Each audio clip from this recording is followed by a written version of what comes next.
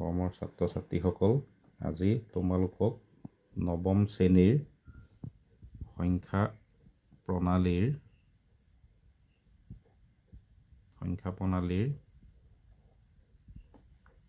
অনুশীলনী 1.1 অংকখিনি কৰি দিম।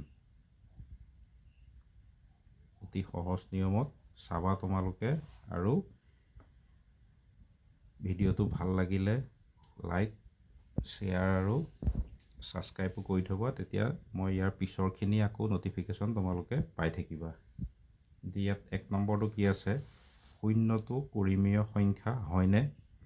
এইটো ইয়াক p/q/r প্ৰকাশ কৰিব পাৰিনে? শূন্যটো পৰিমেয় সংখ্যা হয়নে নহয় সুধিছে। তেতিয়াহ'লে মই উত্তৰখিনি কৈ দিছোঁ। ইয়াত প্ৰশ্নটো আছেই যিহেতু উত্তৰখিনি লিখি দিছোঁ। এতিয়া শূন্যটো পৰিমেয় সংখ্যা হয়নে নহয়। এতিয়া পৰিমেয় সংখ্যা বুলি কওঁতে আমি যিবিলাক সংখ্যা p/q/r প্ৰকাশ কৰিব পাৰি আৰু q ≠ 0 হয় তাক পৰিমেয় সংখ্যা বুলি কোৱা হয়। তেতিয়াহ'লে শূন্যটো আমি প্ৰত্যেক সংখ্যা তলতে আমি জানো 1 এটা থাকে, তেতিয়াহ'লে শূন্যটোৰ তলতো 1 এটা থাকিব। তেতিয়াহ'লে শূন্যটো পৰিমেয় সংখ্যা হয়নে? আমি লিখিব লাগিব হয়। ইয়াত p/q/r প্ৰকাশ কৰিব পাৰিনে সুধিছে। তেতিয়াহ'লে ইয়াক আমি এটা পৰিমেয় সংখ্যা যিহেতু হয়, লগতে লিখি থবা শূন্যটো এটা পৰিমেয় সংখ্যা।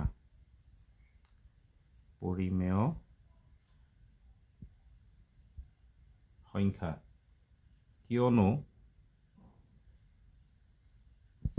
ইয়াক p/q/r আমি প্ৰকাশ কৰিব পাৰোঁ।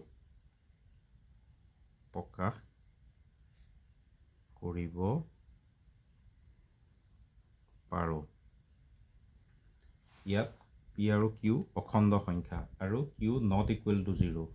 এতিয়া আমি কেনেকৈ লিখোঁ এইটো, ইয়াক আমি উদাহৰণস্বৰূপে এনেকৈ লিখিব পাৰোঁ। উদাহৰণস্বৰূপে 0/1 মানে শূন্য সলনি 0/1 বা 0/2 আদি লিখিব পাৰোঁ। এইটোৰ কাৰণে আমি উত্তৰ এইকেইটা লিখিলেই হৈ যাব, এইটো লিখিলেই হৈ যাব। তাৰপিছত আমাৰ 2 নম্বৰটো আহিল কি বুলি, 3 আৰু 4ৰ মাজত থকা 6টা পৰিমেয় সংখ্যা উলিয়াবলৈ দিছে। এতিয়া আমাৰ এইটো বস্তুটো চাই ল'বা, ইয়াত কেইটা আছে 6টা। তেতিয়াহ'লে আমি যদি 6টা থাকে আমি কমকৈও ধৰি ল'ব পাৰোঁ, কিন্তু যদি 6টা আছে তেতিয়াহ'লে আমি হৰটো 6+1 কৰি ল'ম, তেতিয়া মাজৰ সংখ্যাকেইটা আমি পাব পাৰিম। তেতিয়াহ'লে এইটো আমি এনেকৈ লিখিব লাগিব, যিহেতু 6টা উলিয়াবলৈ দিছে তেতিয়াহ'লে 6 + 1 এইটো হৰ হিচাপে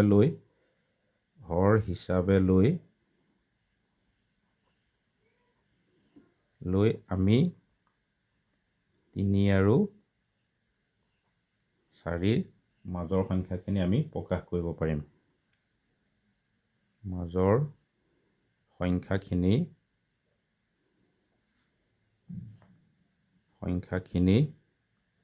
প্ৰকাশ কৰিম। এতিয়া এইটো কেনেকৈ কৰিম আমি, ইয়াত অৰ্থাৎ আমি এনেকৈ লিখি ল'লোঁ।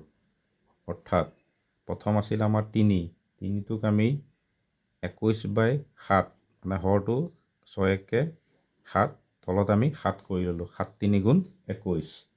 আৰু 4টোক আমি ধৰি ল'লোঁ 4, 7ৰে 7 4 গুণ কিমান হয় 28। এইটো এনেকৈও কৰিব পাৰিবা, 7 3 × 21, 7 4 × 28। তেতিয়া আমি 21 আৰু 28ৰ মাজৰ সংখ্যাখিনি আমি পাতি দিলেই হ'ল। এতেকে 3 আৰু 4ৰ মাজৰ 6টা আমাক উলিয়াবলৈ দিছে, 6টা পৰিমেয়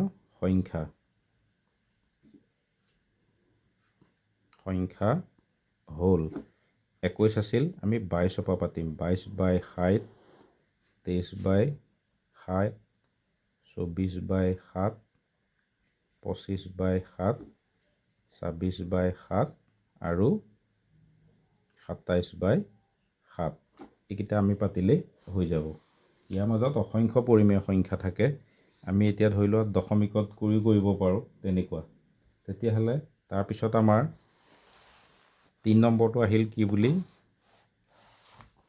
3/5 আৰু 3/5 আৰু 4/5ৰ মাজত থকা 5টা পৰিমেয় সংখ্যা উলিয়াবলৈ দিছে। এতিয়া এইটো আমি 3 নম্বৰটো কেনেকৈ কৰিম 3/5 ইয়াত আমি 3/5টো প্ৰথম পাতি ল'লোঁ আৰু 4/5টো পাতি ল'লোঁ। এতিয়া ইয়াত আমাৰ যিহেতু 5টা সংখ্যা উলিয়াবলৈ দিছে তেতিয়াহ'লে আমি এইটো ধৰি লোৱা 5 পূৰণ কৰি কৰিব পাৰোঁ 10 পূৰণ কৰি মানে কাষৰ সংখ্যাটো যিমান বেছি হয় মাজৰ সংখ্যাখিনি আমাৰ উলিয়াবলৈ সিমান সহজ হয়। তেনেকৈ এতিয়া 5 পূৰণ 10 কৰিলোঁ ধৰি লোৱা। ইয়াত 10 কৰাৰ লগে লগেই ওপৰতো আমাৰ 10 পূৰণ হ'ব। ঠিক তেনেকৈ ইয়াত 3ৰ লগতো 10 পূৰণ হ'ব। তেতিয়াহ'লে কিমান হ'ল তলত 50 আৰু ইয়াতো 8 10 গুণ 50 10 4 গুণ 40। তেতিয়াহ'লে এতেকে 3/5 আৰু 4/5ৰ মাজৰ কেইটা সংখ্যা উলিয়াবলৈ দিছে 5টা।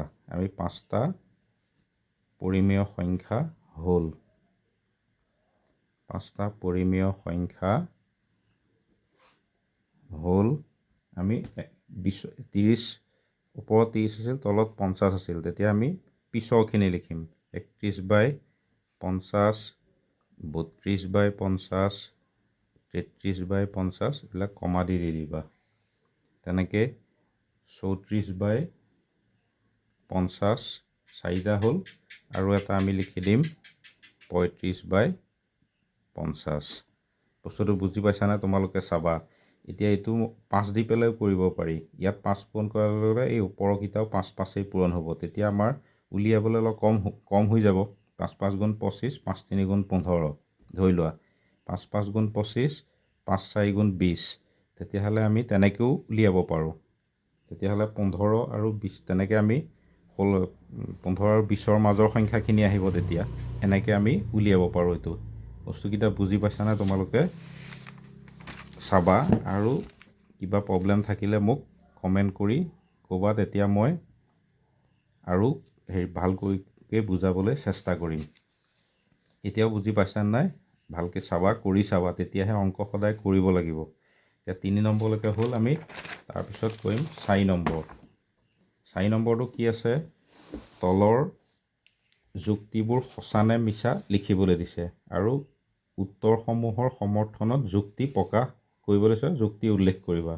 তেতিয়াহ'লে আমাৰ 4 1 নম্বৰটো কি কৈছে প্ৰতিটো স্বাভাৱিক সংখ্যা এটা পূৰ্ণ সংখ্যা। প্ৰতিটো স্বাভাৱিক সংখ্যা পূৰ্ণ সংখ্যা হয়নে নহয় এইটো সঁচা নে মিছা লিখিবলৈ দিছে আৰু যুক্তিও প্ৰদৰ্শন কৰিবলৈ দিছে। এতিয়া স্বাভাৱিক সংখ্যা বুলি ক'লে স্বাভাৱিক সংখ্যা আমাৰ 1 2 3 4 এইখিনি হয় আৰু পূৰ্ণ সংখ্যা বুলি ক'লে তাত 0টো আহি যায়। তেতিয়াহ'লে ইয়াত যিহেতু প্ৰতিটো স্বাভাৱিক সংখ্যা এটা পূৰ্ণ সংখ্যা বুলি কৈছে 1ৰ পৰাতো এইখিনি পূৰ্ণ সংখ্যা হয়েই। তেতিয়াহ'লে উক্তিটো হ'ব সঁচা। তেতিয়াহ'লে ইয়াৰ এতিয়া যুক্তি উল্লেখ কৰিবলৈ দিছে। যুক্তিটো হ'ব কাৰণ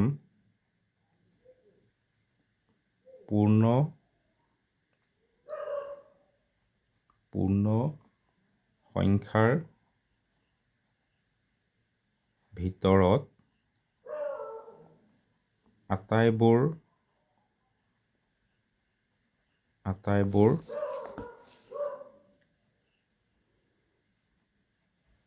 স্বাভাৱিক সংখ্যা থাকে। তেনেকৈ আমি যুক্তিটো লিখি দিম।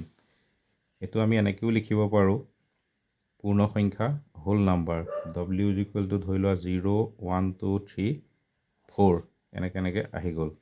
তাৰপিছত আকৌ আমাৰ নেচাৰেল নাম্বাৰক এনেৰে বুজোৱা হয়। তাত হয় 1 2 3 তেনেকৈ হয়। তেতিয়াহ'লে এইখিনি তাৰ ভিতৰত থাকেই। এতিয়া বুজি পাইছানে তোমালোকে এনেকৈ এইখন মই বুজিবৰ কাৰণে পাতি দিছোঁ। নেপাতিলেও উত্তৰটো এইখনলৈকে লিখিলেই হ'ল।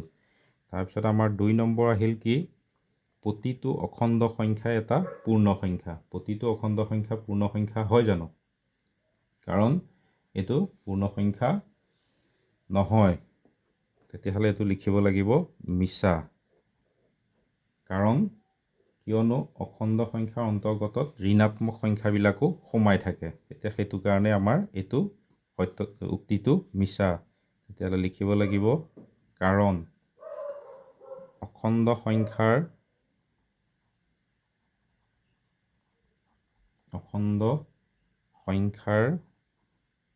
ভিতৰত ঋণাত্মক সংখ্যাবোৰো থাকে,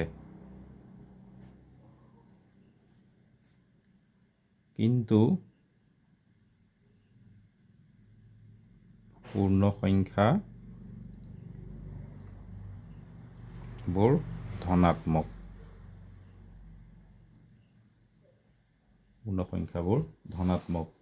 এতিয়া সেইটো যুক্তিত থাকিলে এনেকৈ i = আমাৰ আইত ধৰি লোৱা 0 আহিল, এইফালে -1 -2 -3 এনেকৈ বাঢ়ি গৈ থাকে, গৈ এইফালে ধনাত্মক সংখ্যাবিলাক থাকে এনেকুৱা। কিন্তু ইয়াত হোল নাম্বাৰত আকৌ কি থাকিব? অকল 0 1 2 3 এইকেইটাহে থাকিব। তেতিয়াহ'লে আমাৰ যুক্তিটো মিছা প্ৰমাণিত হয়। তাৰপিছত 3 নম্বৰটো আছে কি বুলি? ইয়াৰ 3টো আছে প্ৰতিটো পৰিমেয় সংখ্যা এটা পূৰ্ণ সংখ্যা। প্ৰতিটো পৰিমেয় সংখ্যা পূৰ্ণ সংখ্যা হয় জানো? কাৰণ নহয়। কিয়? এইটো মিছা। কাৰণটো আমি লিখিব লাগিব পৰিমেয় সংখ্যাবিলাক ভগ্নাংশৰ হয়। পৰিমেয় সংখ্যা ভগ্নাংশও হ'ব পাৰে। কিন্তু পূৰ্ণ সংখ্যাবিলাক ভগ্নাংশ নহয়। পূৰ্ণ সংখ্যাবোৰ ভগ্নাংশ হ'ব নোৱাৰে। তেতিয়াহ'লে এইখিনি লিখিলেই হৈ যাব তোমালোকৰ কাৰণে। তাৰপিছত 5 নম্বৰটো আকৌ কি কৈছে? প্ৰতিটো স্বাভাৱিক সংখ্যা, ইয়াত এইকেইটা দিয়া আছে। এতিয়া প্ৰতিটো স্বাভাৱিক সংখ্যা এটা পূৰ্ণ সংখ্যা, এইটোতো হয়। তাৰপিছত এটা অখণ্ড সংখ্যাও হ'ব পাৰে। এটা পৰিমেয় সংখ্যাও হয়। এটা বাস্তৱ সংখ্যা মানে ৰিয়েল নাম্বাৰ, পৰিমেয় আৰু অপৰিমেয়। তেতিয়াহ'লে ইয়াত থকা তলৰ কোনটো শুদ্ধ? কেৱল এটা নহয়, এইটো অকল 1টো নহয়। ইয়াত যিহেতু আমি পাইছোঁ যে এই আটাইকেইটাই স্বাভাৱিক সংখ্যাৰ ভিতৰত থাকে। তেতিয়াহ'লে ইয়াৰ শুদ্ধ উত্তৰটো হ'ব আমাৰ কোনটো? বিটোত 1 আৰু 2, চিত 1 2 3 আৰু ডিত 1 2 3 4 আটাইকেইটা। মানে ইয়াত শুদ্ধ উত্তৰটো হ'ব ডিটো। ইয়াত ডিটো হ'ব এইটো 1 2 3 4 আটাইকেইটা। মানে ইয়াত আটাইকেইটা আমাৰ স্বাভাৱিক সংখ্যাৰ ভিতৰত থাকে। তেতিয়াহ'লে তাৰপিছত আহিল 6টো।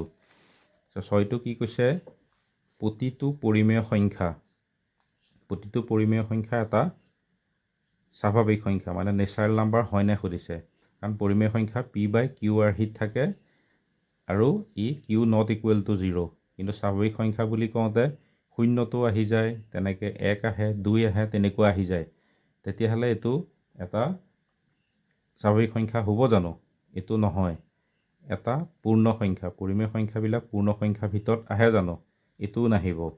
এটা অখণ্ড সংখ্যাত ঋণাত্মক ধনাত্মক গোটেইখিনি আহে, এইটোও নহ'ব। তেতিয়াহ'লে এটা বাস্তৱ সংখ্যা মানে ৰিয়েল নাম্বাৰ, এইটোহে শুদ্ধ হ'ব। তেতিয়াহ'লে ইয়াৰ শুদ্ধ উত্তৰটো হ'ব ডিটো, এটা বাস্তৱ সংখ্যা। তেতিয়াহ'লে এইটো এনেকৈ লিখিলেই হ'ল। বস্তুখিনি বুজি পাইছা নহয় তোমালোকে? চাবা, চাই ভাল পালে লাইক শ্বেয়াৰ কৰি দিবা। মই নেক্সট আকৌ পিছৰখিনি কৰি দিম নেক্সট হেৰিয়াত।